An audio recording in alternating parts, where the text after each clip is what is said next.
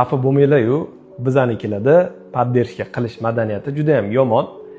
Nimagaligini tushuntirib beraman. Blogimni endi yuritishni boshlagan vaqtlarimni eslasam, videolarimga faqat adam bilan oyimgilar like bosib, kommentariy yozib o'tirishardi. O'zimni o'rtoqlarim, yaqinlarim, tanishlarimdan bo'lsa, faqatgina so'raganimda qanaqadir reaksiya bo'lardi. Shunda ham hamma poddershkada bo'lgan deb bo'lmaydi.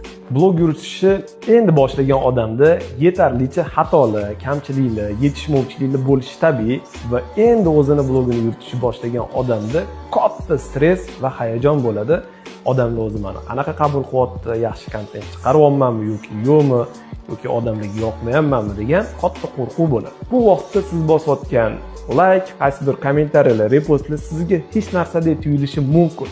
Lekin blogini yurgizayotgan odam uchun juda ham muhim va har bittasi esda qoladi desam ham mubolag'a bo'lmaydi. Blogini endi yuritishni boshlayotgan odamga sizning yordamingiz obunachilar yig'ib bo'lgandan keyin kerak bo'lmasligi mumkin. Lekin endi boshlagan vaqtida bu juda ham kerak. Imkoningiz bo'lsa, bu insonga yaxshilikni ravo ko'rsangiz, qo'llab-quvvatlashingizni so'ragan bo'lardim.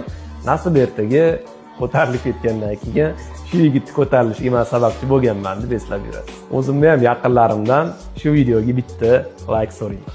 Xafa bo'lmanglar-yu, bizanikilarda